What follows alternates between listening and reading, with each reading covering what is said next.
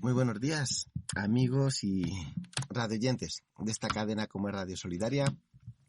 Y tengo de nuevo el privilegio y el gozo, la alegría de poder estar con todos ustedes y poder compartir a modo de devocional un pensamiento.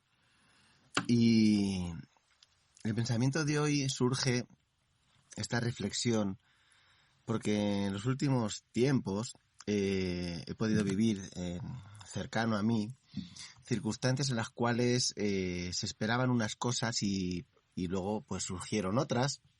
Había unos planes y salieron otros o simplemente no salieron lo que se esperaba, ¿no? Y por eso yo me hacía la pregunta y así quería más o menos hasta titular, ¿no? Un poquito la reflexión, es que ¿qué es lo que pasa, ¿no? Cuando las cosas no salen como uno quiere o se espera. Y ante esta pregunta el Señor me llevaba a un texto donde podemos ver a alguien que le ocurrió algo que no quería. Lo que salió era lo contrario a lo que él quería o se esperaba. Y estoy hablando de Jonás. Hablando de Jonás me voy a centrar sobre todo en el capítulo 4. Pero bueno, recapitulando un poquito, Jonás es un libro que tiene 4 capítulos. En el primero, para todos aquellos que lo hayáis leído, ¿no? Y yo creo que todo el mundo lo conocemos. En el capítulo 1, el Señor llama a Jonás, le hace un llamado, le dice que vaya a Nínive a predicar y a profetizar, ¿no? Que iba a arruinar la ciudad, ¿no? Que le iba a convertir en fuego, pero Jonás huye de allí. El capítulo 2 vemos como después de las circunstancias de Jonás hace una oración. Dice al Señor, le promete que va a pagar sus votos, lo prometido. Entonces, bueno, pues el Señor lo restaura en tierra, ¿no? El capítulo 3 vemos que Jonás profetiza muerte y destrucción en Nínive y el pueblo pues se arrepiente. Esa ciudad se arrepiente. Y en el capítulo 4 vemos que Jonás se enoja con Dios. Vamos a hacer una suposición, porque supongamos que usted o yo somos Jonás y vamos a un sitio, a una ciudad, y predicamos. Y de lo que sale de nuestra boca, la gente se arrepiente, la gente llora, la gente acepta a Jesús como su Señor y Salvador. Ya no hay muerte, no hay destrucción, lo que hay es arrepentimiento. ¿Qué sentirías? Yo quiero que me ayudéis un poquito, digamos, desde ahí de donde estáis. ¿Qué sentirías? ¿Cuál sería tu reacción? Alegría, ¿verdad? Alegría, gozo, ¿verdad? Esa sería una reacción normal, ¿verdad? Volveríamos a casa y diríamos, que ¿sabes qué ha pasado? Que se ha convertido, mira, el presidente, la gente, los niños llorando. O sea, tendríamos un gozo, ¿verdad? Sin embargo, ¿cómo fue la reacción de Jonás? Podemos leer en el versículo 1 del capítulo 4 que dice, pero Jonás se apesadumbró en extremo y se enojó. Vemos que se apesadumbró, quiere decir que se puso pues muy triste, ¿verdad? También le entró mal genio. Y también vamos a leer luego en el versículo 3 que dice, ahora pues, oh Jehová, te ruego que me quites la vida, porque mejor me es la muerte que la vida. Se entristeció. Vemos que hay 3 reacciones. Jonás se desagrada, digamos, se pesadumbra un montón, se enoja y luego se entristece. En cuanto al enojo, vemos en Efesios 4 se nos recuerda que dice, airaos, pero no pequéis. Y de hecho Jonás aquí está airado y está a punto de pecar. Airarse no es pecado todavía. De hecho, la cuestión, el asunto del enojo es la causa del enojo y luego la reacción del enojo, ¿no? Aquí vemos que también Dios le dejó desahogarse a Jonás. También vemos que se entristeció. En el versículo 3, como hemos leído, decía que le pedía a Dios que le quitara la vida. Y aquí hay 2 tipos de tristeza que quería puntualizar. Una tristeza, vamos a decir, buena, una tristeza como la de Pedro, que después de negar a Jesús, se arrepintió y lloró amargamente. Pero esta tristeza, vamos a llamarle buena, te acerca a Jesús. Y luego está la otra tristeza, que es una tristeza, vamos a llamarle mala, que es la que te separa de Dios. Es la de Judas. Judas también lloró cuando se dio cuenta de lo que había hecho, pero en lugar de acercarse a Jesús, se suicidó, se alejó totalmente de Jesús.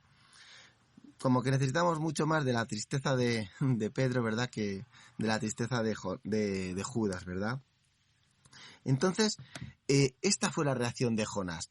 Y de hecho, una vez que el Señor le dejó a Jonás que se desahogara, ¿no?, le hace una pregunta que es muy importante. En el versículo 4, Jehová le dijo: ¿haces tú bien en enojarte tanto? Esta pregunta, si la profundizamos un poco más, se podría decir así: ¿te hace bien a ti enojarte tanto? Y del mismo modo, quería yo copiar al Señor y añadir 2 preguntas más, según la reacción de Jonás, ¿no?, que les he ido contando antes, ¿no?, y que muchas veces nosotros también tenemos cuando algo no nos sale como queremos, ¿no? Podríamos preguntarnos, o el Señor nos pregunta a cada uno de nosotros: ¿te hace bien a ti enojarte tanto? ¿Y te hace bien a ti esa tristeza? ¿Y te hace bien a ti ese desagrado? Todos hemos estado enojados en algún momento, o tristes, o incluso desagradados. Pero la pregunta y lo importante es: ¿te hace bien a ti? Volviendo al versículo 2, podemos descubrir cómo Jonás le reprocha a Dios lo que había pasado. Mirad, aquí se nos revela precisamente el por qué Jonás no quería ir a Nínive y por eso huyó. ¿Vale? Jonás sabía que si él iba a Nínive, profetizaba y la gente se convertía, el Señor les iba a perdonar, porque el Señor tenía o tiene algo que Jonás no tenía, que es misericordia, ¿verdad? Jonás no quería que Dios perdonara a Nínive. Aquí se nos revela eso, precisamente, que Jonás quería que Nínive fuera destruida, por eso huyó, no quería ir a Nínive. Aún así, fue.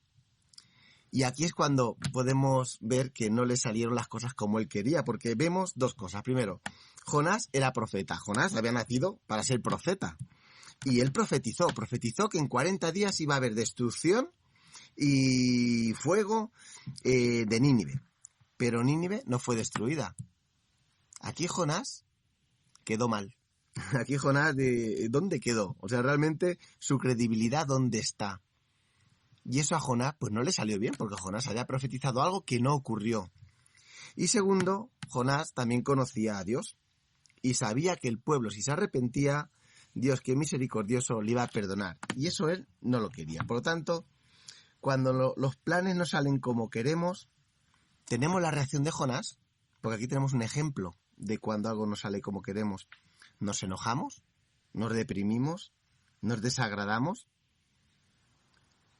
Y es que Dios estaba preparando una lección para Jonás y también para nosotros.